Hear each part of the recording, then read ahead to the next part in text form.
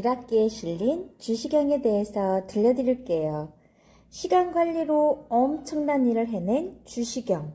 어떻게 해서 오늘날 우리가 한글을 편하게 사용할 수 있게 되었는지 한번 알아봐요. 한글을 사랑한 주시경.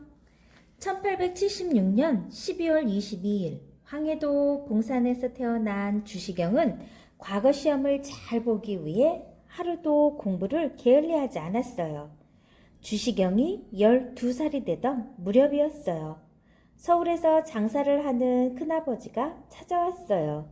병으로 자식들을 모두 잃은 큰아버지는 조카 한 명을 데려가 아들로 키우려고 했어요. 부모님은 곰곰이 의논한 끝에 둘째 아들인 주시경을 큰 집에 보내기로 했어요. 주시경은 가족과 헤어지는 것이 너무나 슬펐지만 부모님의 뜻에 따라 서울 큰아버지 댁으로 갔어요. 서울에 온 뒤 주시경은 큰아버지 댁의 근처에 사는 이회종 선생님에게 한문을 배웠어요. 18살이 된 주시경이 중국의 옛 시집인 시경을 알기 쉽게 풀이한 사전을 공부할 때의 일이에요. 내가 한 구절을 읽을 테니 따라 읊으려무나. 벌목정정 조명 앵앵. 학생들은 멍하니 선생님을 따라 읊었어요. 도무지 무슨 뜻인지 알 수가 없었거든요. 주시경도 뜻을 모르기는 마찬가지였죠. 벌목 쩡쩡, 나무 찍는 소리는 쩡쩡 울리고 조명 앵앵, 새들은 짹짹 울음을 우네. 이리 쉬운 시도 풀이를 못하다니 공부를 게을리하였구나. 선생님이 못마땅한 얼굴로 뜻을 가르쳐 주었어요. 주시경은 저도 모르게 힘이 빠졌어요. 저 뜻모를 말이 겨우 나무 찍는 소리와 새 울음소리였다니. 왜 알아듣기 힘든 한문을 읽고 우리말로 다시 풀이해야 할까? 처음부터 우리말로 하면 바로 알아들을 텐데. 주시경은 그전에도 한문 글귀를 못 알아들은 적이 몇 번 있었어요. 그때마다 공부를 열심히 안 한 스스로를 탓했죠. 그런데 오늘은 도무지 잘못했다는 마음이 들지 않았어요. 공부를 마치고 집으로 가는 동안 주시경은 골똘히 생각에 잠겼어요. 나무 찍는 소리 쩡쩡은 쩡이라 읽는 한자가 없어 정을 쓰고, 새 울음소리 짹짹도 짹이라고 읽는 한자가 없어 새가 운다는 뜻의 한자 앵을 쓴 거야. 쩡쩡과 짹짹이라 쓰면 훨씬 알아듣기 쉽고 본디 소리에도 가까운데 말이야. 주시경은 답답한 마음에 철퍼덕 주저앉았어요. 그러고는 몇 해 전 배운 한글을 흙바닥에 끼적였죠. 10년을 넘게 배워도 아직 다 깨치지 못한 한문과 달리 한글은 며칠 만에 읽고 쓸 수 있었어요. 그날 이후 주시경은 점점 한글에 빠져들었어요. 1894년 19살이 된 주시경은 배재학당에 입학해 지리, 수학, 영어 등 여러 가지를 공부하며 한글 연구에 필요한 지식을 다져나갔어요. 주시경은 집안 형편이 어려워 수업이 끝나면 인쇄소에서 일하며 생활에 필요한 돈을 마련해야 했죠. 집에 돌아오면 몹시 피곤했지만 주시경은 한글을 연구했어요. 당시 우리나라에는 사람들이 두루 볼 만한 우리말 문법책이 없었어요. 많은 사람이 한문만을 글로 여기고 우리 글에는 관심을 가지지 않았기 때문이죠. 주시경은 사람들이 쉽게 알아볼 수 있는 우리말 문법책을 만들기로 마음먹었어요. 도움이 될 만한 자료가 있다는 얘기를 들으면 먼 길도 마다하지 않고 찾아갔어요. 빌려봐야 하는 자료는 일일이 베껴서 모았지요. 1906년 주시경은 대한국어문법이라는 책을 펴냈어요. 이 책에는 한글과 우리말을 바르게 사용하기 위한 규칙인 문법이 실려 있었어요. 그 주시경은 사람들에게 한글을 연구하는 학자로 널리 알려졌어요. 여기저기에서 한글을 가르쳐 달라고 주시경에게 부탁을 해왔어요. 이 무렵은 다른 나라들이 서로 우리나라를 차지하려고 다투던 시기였어요. 우리나라는 힘이 없었지요. 주시경은 이런 어려운 때일수록 우리 글이 힘이 될 거라고 생각하며 한글을 가르쳐 달라는 곳이 있으면 어디든지 달려갔어요. 주시경은 한글을 가르치며 늘 우리 글을 아끼고 사랑하는 것이 나라를 사랑하는 길이라는 것을 강조했어요. 주보따리 오신다! 학기에 들어설 때마다 학생들이 주시경을 알아보고 소리쳤어요. 주시경은 늘 두루마기를 차려입고 옆구리에 커다란 보따리를 들고 다녔어요. 그래서 주보따리라는 별명이 붙었죠. 그 안에는 학생들이 가르칠 책과 여러 가지 자료가 있었어요. 주시경은 우리 글을 연구하는 일 못지않게 우리 글을 가르치는 일도 중요하다고 생각했어요. 주시경은 한글을 가르치기 위해 보따리를 들고 이곳저곳 찾아다녔어요. 여기까지 4학년 교과서에 나오는 내용을 들려드리고요. 조금 더 보충해서 알려드릴게요. 계속 봐주세요. 주시경 선생님의 별명이 뭐였다고요? 네, 주보따리라고 했죠? 항상 책 보따리를 옆에 끼고 다녔기 때문에 주보따리라는 별명이 생겼어요. 그리고 또 다른 별명이 하나 있어요. 그건 뭐냐면 두루떼글이었대요. 한글을 사랑하는 주시경의 한자 이름을 풀이한 것이랍니다. 주시경 두루떼글. 주시경 때문에 골치로군. 나라의 못된 관리들과 일본 경찰들은 주시경이 하는 일에 일일이 트집을 잡았어요. 주시경은 할 수 없이 시골로 내려가야 했답니다. 한글 연구를 계속해야 해. 주시경은 조선 광문회라는 단체를 만들어서 우리말 큰 사전을 쓰기 시작했어요. 어느 날 배가 아파서 병원에 갔던 주시경은 갑작스럽게 죽음을 맞게 되었어요. 주시경의 죽음에 많은 사람들이 슬퍼했죠. 이렇게 슬퍼하고만 있을 때가 아닙니다. 주시경 선생의 뜻을 이어 우리말 큰 사전을 완성하도록 합시다. 죽는 날까지도 한글 연구에 온 힘을 기울였던 주시경의 소망은 많은 사람들에게 이어졌어요. 오늘날 우리가 편하게 우리 글을 사용할 수 있는 것은 주시경과 그 뜻을 이어받은 제자들의 노력 덕분이랍니다. 주시경 선생님에 대해서 잠깐 설명해드리고 다시 책을 한 권 더 읽어드릴게요. 국어학자 주시경 선생님은 짧은 기간 수많은 일들을 해낸 분이에요. 독립협회 회원 등의 활동으로 계몽운동을 전개했고 국어강습소 등의 개설로 국어운동을 전개했으며 동시에 국어사전 편찬을 위해 국어를 연구하고 수많은 학교의 교사로 나가 활동까지 했어요. 이 모든 일이 가능했던 가장 큰 이유는 주시경 선생님이 철저한 시간 관리로 생활했기 때문이죠. 주시경 선생님은 무엇보다도 우리말의 문법을 최초로 정립한 분으로 유명해요. 이와 관련된 저술 또한 철저한 시간 관리가 있었기에 가능했죠. 1905년 국문 문법을 시작으로 주시경 선생님은 1910년 한일 합방이 될 때까지 거의 해마다 국어와 관련된 책을 저술했어요. 이 또한 그 바쁜 생활 속에서도 자신의 시간 관리를 철저하게 했던 선생님이 있었기에 가능한 일이었죠. 그분의 노력으로 우리는 우리말의 이론적 체계를 갖게 된 거예요. 말의 소리, 한글, 주시경이 지은 대한국어문법. 정말 다양한 활동을 하셨죠? 한글 하면 누가 먼저 제일 떠오르나요? 맞아요. 세종대왕, 주시경. 이렇죠. 훈민정음 창제를 도운 집현전 학자들도 있어요.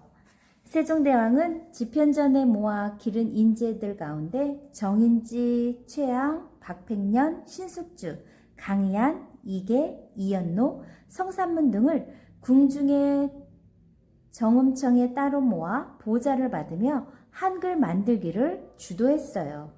이때 최만리 등이 한글 만들기를 반대하는 상소를 했으나 한글 창제는 기본적으로 그 뜻이 백성을 편안하게 하기 위한 것임을 밝히고 한글 창제의 의지를 굽히지 않았죠. 1443년에 만들어진 한글은 다시 다듬어지고 몇 가지 문헌을 한글로 만드는 시험 과정을 거쳐 1446년에 비로소 훈민정음으로 반포되었어요.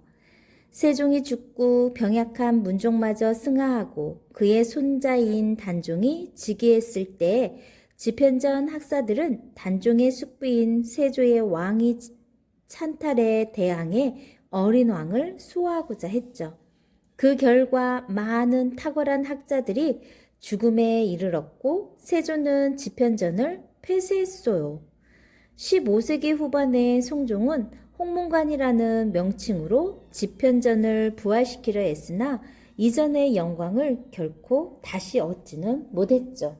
그 뒤로 세월이 흐르고 나서 훈민정음, 이 어려운 걸 조금 더 쉽게 풀어낸 사람이 바로 오늘날 우리말을 사랑한 국어학자 주시경 선생님입니다. 여러분들도 꼭 기억해 두세요. 우리말을 사랑한 국어학자 주시경, 말의 소리, 글 노지영, 출판사 한국차일드 아카데미. 왼쪽에 있는 책 주시경은 파란 출판사에서 나온 거네요. 조금씩 부족한 부분이 있어서 선생님이 교과서에 있는 거, 그리고 파란 출판사에 있는 거, 한국차일드 아카데미 새 곳 출판사에 나온 거를 들려드린 거예요.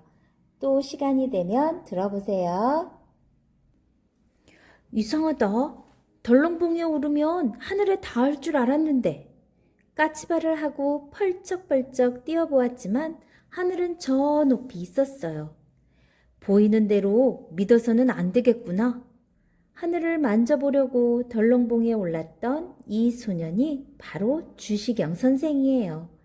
선생의 어릴 때 이름은 상호예요. 상호는 1876년 11월 7일 황해도 봉산 무릉골에서 가난한 선비 주학원과 이씨 부인의 둘째 아들로 태어났어요. 상호를 갖기 전에 어머니는 신비한 꿈을 꾸었어요. 자, 이것을 잘 받아두어라. 수염이 하얀 신선이 연적을 건네주었어요. 이 꿈이 뒷날 우리말과 우리 글을 바르게 알린 주시경 선생의 태몽이랍니다. 여러분들도 태몽 있을 거예요. 부모님한테 한번 여쭤보세요. 어머니, 배고파요. 상우의 목소리에 힘이 하나도 없었어요. 아직 끼니 때가 안 되었는데 아버지 오시면 같이 먹자꾸나. 네, 그럼 제가 아버지께 다녀올게요. 상우는 콧노래를 흥얼거리며 집을 나섰어요. 상훈의 집은 몹시 가난했어요. 흉년이라도 들면 끼니를 거르는 일이 많았지요. 상훈은 줄임배를 움켜쥔 채 나무를 올려다보며 노래를 불렀어요. 어서 커라, 어서 커라, 할 일이 있으니 어서 커라. 어서 자라 글을 배워서 부모님을 기쁘게 해드리고 싶은 바람으로 상훈은 더욱 큰 소리로 노래를 불렀답니다. 상우가 12살이 되던 1887년 어느 날이었어요. 한성에 사는 큰아버지가 무릉골을 찾아왔어요. 큰아버지는 한성에서 장사를 크게 하고 있었어요.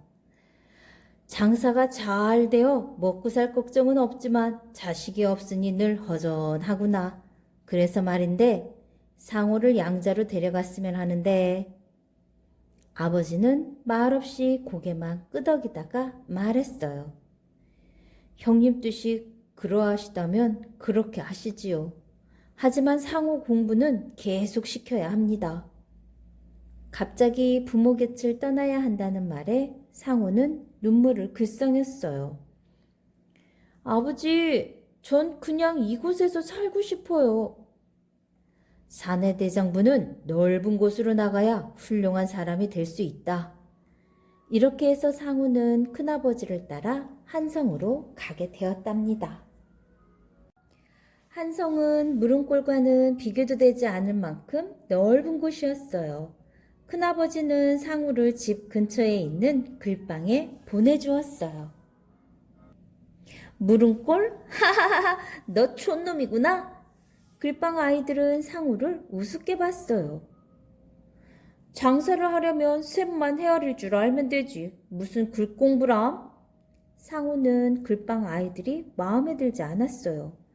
게다가 선생님도 성의 없이 가르쳤고요. 상우는 글방에 가는 것이 점점 더 재미없어졌답니다. 그런 상우에게도 한 가지 즐거운 일이 있었어요. 그것은 글 읽는 소리를 듣는 것이었어요. 글방을 오가는 길에 아주 큰 집이 있었는데 그곳에서는 언제나 글 읽는 소리가 낭낭하게 들려왔답니다. 그날도 상우는 글 읽는 소리를 들으며 담 아래에 서 있었어요. 너 대체 뭐하는 놈이냐? 하인이 대문을 열고 나와 소리쳤어요. 집 앞을 서성거리는 상우를 수상하게 여겼던 거예요. 저는 그저 글 읽는 소리가 듣기 좋아서. 밖이 소란스럽자 주인인 이진사가 나왔어요. 이진사는 학식과 인품이 뛰어나기로 소문이 나 있었지요. 상우는 그동안 집 앞을 서성거렸던 이유를 조심스럽게 말했어요. 허허, 그래. 그렇다면 너도 내일부터 나와서 글을 배우도록 해라. 이진사가 인자하게 말했어요. 어르신, 감사합니다. 상우는 기쁜 마음에 큰 절을 올렸어요. 상우는 어느 때보다 더욱 열심히 공부했어요. 배움은 하루하루 깊이를 더해갔지요. 상우가 이진사 댁에서 공부를 시작한 지 2년쯤 되었을 때였어요. 한자는 배우면 배울수록 더 어려워. 공부를 열심히 하는 나도 이런데 배우지 못한 사람들은 오죽할까. 이런 생각을 하자 한 가지 의문이 생겼어요. 왜 알기 쉬운 우리 글은 천시하고 어렵고 불편하기 짝이 없는 한자만 배울까? 당시에는 우리 글을 상놈이나 여자들이 쓰는 글이라고 여겼거든요. 우리 글은 한자보다 훨씬 더 쓰기 쉬운 과학적인 글인데도 말이에요. 그래, 우리 글 공부를 시작하자. 상우는 우리나라 사람들은 우리 글을 써야 한다는 생각으로 한글 공부를 시작했어요. 19살 되던 해 상우는 마침내 한문 공부를 그만두기로 마음먹었어요. 이름도 주상우에서 주시경으로 바꾸었고요. 큰아버님, 신학문을 배우고 싶습니다. 뭐라고? 그건 안 된다. 신학문이라는 말에 큰아버지는 깜짝 놀라며 반대했어요. 신학문은 서양의 새로운 학문이에요. 시경은 할 수 없이 물은꼴로 아버지를 찾아갔어요. 아버님, 우리나라가 다른 나라에 뒤지지 않으려면 새로운 학문을 받아들여야 합니다. 옛날 것만 고집하면 나라가 발전할 수 없습니다. 시경이 간곡히 말했지만 아버지는 신학문 배우는 것을 쉽게 허락하지 않았어요. 하지만 시경의 굳은 결심에 결국 허락하고 말았답니다. 한성으로 돌아온 시경은 긴 머리를 짧게 깎고 배제학당에 들어갔어요. 배제학당은 미국인 선교사 아펜젤러가 세운 최초의 서양식 학교예요. 신학문을 배우는 동안 시경의 우리 글에 대한 사랑은 더욱 커져갔어요. 서양처럼 발달된 문명을 갖기 위해서는 먼저 우리 글을 잘 알아야 해. 시경은 밤낮을 가리지 않고 우리 글을 공부했어요. 국문 동호회라는 모임을 만들어 먼저 바르게 적는 법부터 연구하기 시작했죠. 배제학당에서 학생들을 가르치고 있던 서재필 박사가 시경을 찾아와 말했어요. 자네가 우리 글을 연구한다고? 정말 장한 일일세. 우리말을 바로 세우는 것 또한 애국하는 일이네. 서재필과의 인연으로 시경은 우리글 연구에 더욱 힘을 쏟게 되었어요. 그러던 어느 날 서재필이 시경을 불러 말했어요. 드디어 우리글로 된 신문을 만들게 되었네. 자네가 그 일을 맡아서 해주게. 시경은 감격의 눈물을 흘렸어요. 시경은 독립신문의 교정을 보게 되었어요. 교정이란 기사 가운데 틀린 글자를 고쳐서 바로잡는 것이지요. 1896년 4월 7일 드디어 독립신문 창간호가 나왔어요. 사람들은 모이기만 하면 새로운 신문 이야기로 야단이었어요. 기사를 읽으면 속이 뻥 뚫리는 느낌이야. 자기 이익만 챙기는 벼슬아치들은 뜨끔했을걸. 독립신문에는 부패한 벼슬아치들과 외국 세력을 몰아내야 한다는 기사가 끊이지 않았거든요. 그즘 우리나라는 매우 혼란스러웠어요. 러시아와 일본이 우리나라에 들어와 서로 세력 다툼을 벌이고 있는 데다 명성황후가 일본인에게 살해당하는 사건까지 일어났어요. 이 일로 전국 곳곳에서 의병들이 들고 일어났죠.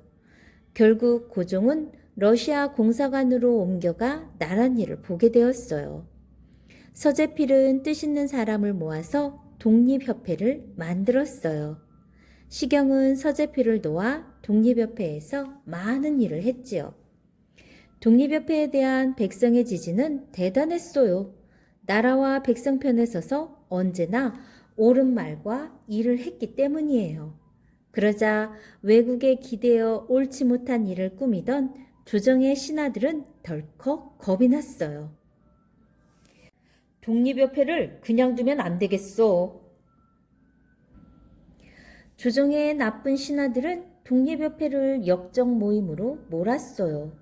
그럴수록 시경을 비롯한 독립협회 회원들은 더욱 힘을 냈지요. 강연회를 열어 백성들에게 애국심을 심어주고 나쁜 신하들을 비판하는 기사도 계속 실었답니다. 그러나 고종은 서재필을 외국으로 내쫓으라는 명을 내렸어요. 내가 없더라도 독립신문과 독립협회를 잘 부탁하오. 서재필은 시경의 손을 꼭 잡으며 당부했어요. 독립협회의 시련은 쉽게 끝나지 않았죠. 협회를 무너뜨릴 생각으로 간부들을 하나둘씩 잡아 가두기 시작한 거예요. 주선생, 얼른 몸을 피하시오. 놈들이 주선생을 잡으러 온다 하오. 동료의 도움으로 시경은 간신히 몸을 피할 수 있었어요. 시경이 다시 한성으로 돌아왔을 때는 많은 것이 변해 있었어요. 독립협회는 문을 닫고 독립신문도 펴낼 수 없게 되었지요. 이제 내가 할 수 있는 일은 우리말과 우리 글을 바르게 전하는 것뿐이구나. 시경은 다시금 기운을 차리고 우리말에 대한 연구를 계속했어요. 학생들에게 국어 문법을 가르치며 여러 분야에 관심을 가지고 공부도 열심히 했죠. 어느 날 시경이 학생들을 모아놓고 말했어요. 이제부터는 우리 글을 한글이라고 부릅시다. 학생들은 처음 듣는 한글이라는 말에 눈이 동그래졌어요. 한글은 크고 바르고 으뜸이 되는 글이라는 뜻입니다. 어문이라 멸시받던 우리 글이 한글이라는 이름으로 새롭게 탄생한 거예요. 시경은 크고 밝은 결의의 샘이라는 뜻으로 호를 한흰샘이라고 지었어요. 이즈음 시경은 국어 문법을 완성했는데 이것은 8년 뒤에야 책으로 나왔답니다. 시경은 어디든 마다하지 않고 찾아가 강의를 했어요. 일요일에도 쉬지 않고 강습회를 열었지요. 얘들아! 저기 주보따리 선생님 지나가신다! 주보따리는 강의에 필요한 책 보따리 덕분에 생긴 별명이에요. 또 두루떼글이라는 희한한 별명이 따라다니기도 했어요. 주시경이란 이름을 순 우리말로 바꾼 말인데 두루주, 떼시, 글경을 풀어 쓴 것이랍니다. 주시경 선생의 한글 사랑이 얼마나 지극했는지 알 수 있죠? 하루는 의사이자 국어학자인 지석영 선생이 시경을 찾아왔어요. 주 선생, 내가 도울 일이 없을까 해서 찾아왔소이다. 사실 오래전부터 한글 사전을 하나 만들고 싶었습니다. 하지만 워낙 시간과 돈이 많이 드는 일이라. 그런 일이라면 걱정 마시오. 내 한번 알아보리다. 지석영 선생의 도움으로 마침내 국문연구소라는 한글 연구기관이 생겼어요. 시경은 국문연구소에서 일하며 한글을 발전시키는데 많은 업적을 쌓았어요. 조선어 강습원에 나가 한글도 열심히 가르쳤고요. 이곳을 졸업하거든 시골로 가서 한글을 가르쳐라. 비록 나라를 잃었지만 말까지 잃어서는 안 된다. 말은 곧 그 민족의 혼이라는 것을 결코 잊지 마라. 주시경 선생이 입버릇처럼 하시던 말씀이 지금도 귓가에 생생하게 들리는 듯 합니다. 이렇게 한글 사랑에 평생을 바친 주시경은 1914년 급성 체증으로 세상을 떠났답니다. 언니 오빠들을 위해서 조금 더 자세한 설명을 해줄게요. 우리말을 사랑한 국어학자 주시경. 그래, 바로 이 책이야. 주시경은 이렇게 말하며 고개를 끄덕였어요. 주시경의 손에는 안남 망국사라는 책이 들려 있었죠. 안남은 월남, 곧 지금의 베트남을 가리키는 말이에요. 안남 망국사는 당시 월남에서 망명한 소남자와 양계초가 나눈 대화를 책으로 만든 거예요. 이 책에는 베트남이 968년 중국으로부터 독립한 뒤 프랑스의 보호국이 되기까지의 이야기, 그러니까 월남이 망하게 된 이야기가 실려 있어요. 베트남은 주위 강대국들의 힘에 눌려 1884년 프랑스의 식민지가 되고 말았거든요. 또한 이 책에는 식민지가 된 뒤 프랑스의 보호정책과 베트남 국민의 고통, 그리고 애국 지사들의 일대기도 담겨 있답니다. 중국 상하이에서 이 책이 나온 때는 1905년이었는데 그때 우리나라는 일본과 을사조약을 체결했어요. 을사조약은 일본이 우리나라의 외교권을 빼앗기 위해 강제로 맺은 조약이죠. 을사조약 꼭 기억하세요. 안남 망국사에는 이런 상황에 처한 우리나라에 대해 이야기를 나눈 부분도 있어요. 일본은 무엇을 어떻게 할 것인가, 그리고 조선은 앞으로 어떤 길을 가게 될 것인가에 대해서 말이죠. 이런 내용을 꼼꼼히 살펴본 주시경은 안남 망국사를 널리 알리고 싶었어요. 1905년 을사조약 후 일본의 보호국이 된 조선이 처한 상황과 베트남의 처지가 비슷하다고 생각했기 때문이죠. 또한 이 책을 통해 우리 민족을 일깨울 수도 있다고 생각했던 거예요. 이 책을 우리말로 옮겨서 백성에게 알리자. 주시경은 어려운 한문 대신 순 우리말로 책을 만들기로 마음먹었어요. 이렇게 해서 1908년 11월에 안남 망국사가 우리말로 번역되어 나왔죠. 이 책은 나온 지 6개월도 되지 않아 3번이나 새로 찍어야 할 만큼 널리 읽혔답니다. 하지만 책 내용을 알게 된 일본 통감부는 책 파는 것을 금지했어요. 서점에 깔린 책을 모두 거두어 갔고 출판사에 남아있는 책까지 모두 빼앗아 갔죠. 하지만 책에 대한 소문은 날이 갈수록 더해 몰래 빌려 읽었답니다. 안남 망국사를 통해 우리 민족의 자주 독립정신을 일깨우고자 했던 주시경의 뜻대로 된 거죠. 주시경은 한글 보급에 힘쓴 건 물론이고 훌륭한 제자들을 길러냈어요. 제자들은 지금 우리가 쓰고 있는 한글 맞춤법 통일안을 제정해 맞춤법의 과학적 연구의 결실을 맺게 했죠. 이렇듯 주시경은 우리말과 글을 과학적으로 체계를 세우고 국어학 발전을 이끄는데 선구자 역할을 했답니다. 우리말을 사랑한 국어학자 주시경이었습니다. 사진으로 보는 주시경 선생님의 생애 한번 볼까요?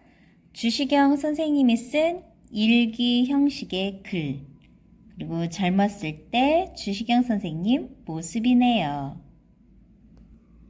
대한국어문법 독립신문 창간호 이렇게 생겼네요. 1919년 3월 1일 종로 태화관에서의 독립선언 모습입니다. 배제학당 학생들의 모습. 여러분들 모습과는 많이 차이가 나죠? 아펜젤러 기념관. 배제학당 건물. 여러분들 배제학당 하면 누가 떠올라요? 선생님이 얼마 전에 읽어준 유관순. 유관순 누나도 여기 배제학당에서 공부를 했죠. 한글 학회에서 발행한 우리말 큰 사전. 한글 강습소의 졸업장. 한글 보급운동을 위해 만든 교재. 오른쪽은 한글 학회에서 발행한 우리말 큰 사전이네요. 주시경 전집. 조선어 학회에서 펴낸 초등국어 교본. 이렇게 생겼네요. 군정 청학 무국 국무학청 정군. 군정 청학 무국. 무슨 뜻일까요? 선생님도 조금 어렵네요. 조선어 학회 때 순환을 받은 회원들. 정말 짧은 기간 동안에 수많은 일들을 해내셨네요. 1905년 우리말 사전 편찬을 정부에 건의했고 1906년 국어 문법이 대한국어 문법이라는 책으로 만들어졌어요. 1907년엔 국문연구소가 설치되어 국어문전 음악을 펴냈고 1908년엔 안남 망국사를 우리글로 펴냈고 1910년엔 숙명여자 고등학교를 비롯해 9개의 학교에서 우리말을 가르치셨대요. 1914년에 급성 체증으로 세상을 떠나고 맙니다. 정말 다양한 일을 하셨죠? 지금까지 한글을 사랑한 주시경 선생님이었습니다. 좋아요, 구독 꾹 눌러주시면 계속해서 함께 할 수 있어요. 감사합니다.